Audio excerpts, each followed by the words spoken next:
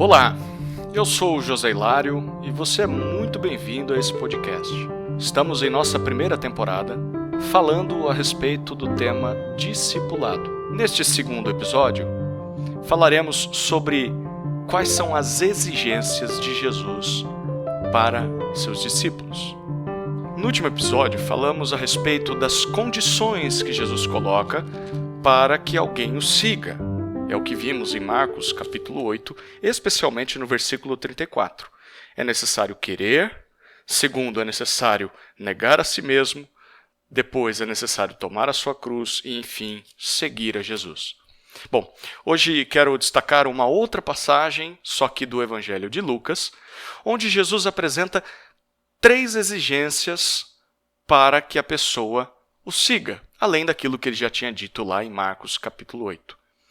Então, vamos começar pela leitura. O texto é Lucas, capítulo 14, versículos 25 até 35, que diz assim: Grandes multidões acompanhavam Jesus, e ele, voltando-se, lhes disse: Se alguém vem a mim e não me ama mais do que ama o seu pai, a sua mãe, a sua mulher, os seus filhos, os seus irmãos, as suas irmãs, e até a sua própria vida, não pode ser meu discípulo. E quem não tomar a sua cruz e vier após mim, não pode ser meu discípulo.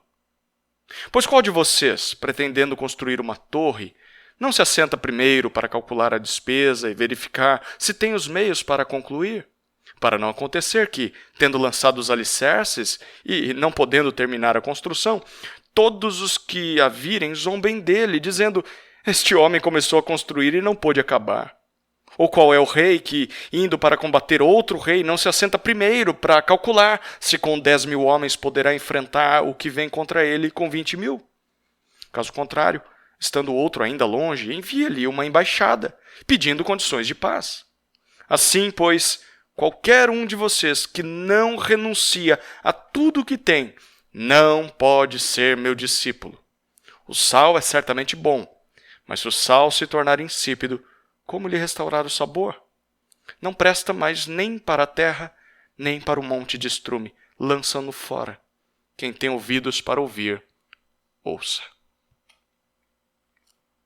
Como já vimos nos evangelhos, quem segue Jesus é chamado de discípulo. E um discípulo é aquele que imita o seu mestre e segue os seus passos. Bom, Jesus sempre teve multidões que o acompanhavam e o versículo 25 não é diferente. Mas será que todas essas pessoas que o seguiam eram discípulos dele? Não pelo que ele irá dizer a seguir. Então, diante disso, só pelo versículo 25 nós já podemos destacar a primeira lição desse episódio. Fazer parte da multidão não te torna discípulo. Na multidão nós não vemos rostos, não vemos nomes, não vemos pessoas e sequer temos relacionamentos. Apenas há um ajuntamento, uma massa cinzenta de pessoas. Não há responsabilidade na multidão, não há compromisso na multidão. Olha, Jesus, apesar de ter misericórdia das multidões, nunca se interessou muito por elas. Na verdade, ele fugia disso. Segundo ele, não basta apenas vir até ele, fazer parte de uma multidão, é necessário satisfazer 3 exigências. E eu quero que, à medida em que formos observando cada uma delas, você olhe para si mesmo, para ver se você tem atingido essas exigências ou pelo menos buscado isso em sua vida. Isso diz muito se você realmente é um discípulo de Jesus. A primeira exigência está no versículo 26. É necessário ter amor a Jesus. Perceba, no versículo 26, Jesus disse: Se alguém vem a mim e não me ama mais do que ama o seu pai, a sua mãe, a sua mulher, os seus filhos, os seus irmãos, as suas irmãs e até mesmo a sua própria vida, perceba a frase que ele diz: não pode ser meu discípulo. Essa frase vai se repetir por mais 2 vezes nesse trecho. O que Jesus está dizendo nesse versículo? Diferente do que muitos acham, ele não pede que a gente odeie aos nossos pais, nosso cônjuge, filhos ou irmãos. Simplesmente, nesse versículo, Jesus exige que nós o amemos mais do que amamos a essas pessoas. O que isso significa? Significa amá-lo como superior a todas elas. amar a Jesus como Deus em nossas vidas. Família deve ser amada como família, mas Jesus deve ser amado como superior a todas as pessoas. Isso significa, no mínimo, que tenhamos interesse por Jesus, mesmo que os demais em nossa casa não o tenham. E devemos lealdade a Jesus, obediência a Ele, apesar da desobediência dos outros que nos cercam. E aí, você ama Jesus dessa forma? Se você não o ama assim, você não pode ser discípulo dele. A segunda exigência é sofrimento. É o que nós lemos no versículo 27. Jesus diz assim: quem não tomar a sua cruz e vier após mim, não pode ser meu discípulo. Como nós falamos no episódio anterior, naquela época a cruz era símbolo de rejeição e humilhação. O condenado à crucificação era alguém banido pela sociedade, considerado como uma ameaça para todos. Para o povo, sim, o crucificado ou o condenado à cruz tinha de ser morto, mas antes disso deveria sofrer bastante. Carregar uma parte da sua cruz até o local da execução, enquanto era açoitado e zombado por todos.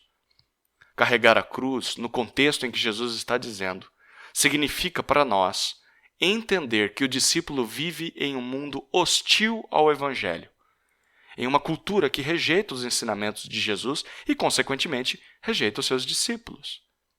Carregar a cruz é se identificar com Jesus, mesmo diante das consequências. Significa sofrer como ele sofreu. E aí, você já assumiu esse sofrimento? Se isso não aconteceu ainda em sua vida, as palavras do próprio Jesus ressoam aqui. Você não pode ser o discípulo dele. A terceira exigência é renúncia. É o que lemos nos versículos 28 até o versículo 35. Jesus aqui conta duas parábolas, o texto é um pouco mais longo e eu não vou lê-lo novamente, mas é uma história sobre um construtor e uma outra história sobre um rei. E as duas parábolas apontam para o mesmo princípio. Antes de seguir a Jesus, você precisa avaliar o custo disso para não passar vergonha lá na frente ou não ser derrotado lá na frente. Quando Jesus chama alguém como seu discípulo, ele não o engana. Haverá um custo. E você vai ter que assumir esse custo integralmente. Mas quem entra nessa sem considerar o custo, quem diz que quer seguir a Jesus, que começa a segui-lo, mas abandona Jesus no meio do caminho, depois que começa a descobrir o custo que isso exige, além de passar vergonha e derrota, vai ser como o que ele disse nos versículos 34 e 35, como o sal que perde o seu sabor. Ele não presta para mais nada. Portanto, não entre nessa desavisado ou iludido. Seguir a Jesus vai custar tudo o que você é e tudo o que você tem. Jesus vai mudar a sua identidade, os seus valores, os seus conceitos, a sua mentalidade, os seus costumes, os seus hábitos, as suas companhias. Jesus irá te tornar como Ele. E aí, você já assumiu esse tipo de renúncia? Ou talvez hoje seja o dia de retomar essa renúncia. Bom, de acordo com o que vimos nesse texto, só somos discípulos de Jesus se primeiro amamos a Ele acima de todas as outras pessoas ou coisas, segundo, se estamos dispostos a sofrer por nos identificarmos com Ele, e terceiro, se renunciamos a tudo que nos impede de segui-lo. Se nós atingimos essas três exigências, então somos discípulos de Jesus. Esse é o momento de você se perguntar: será que tudo o que temos falado, tanto nesse episódio quanto no anterior, te define? Se não te define, a sua presença a uma igreja não te serve de nada. E nem o restante dessa série de episódios.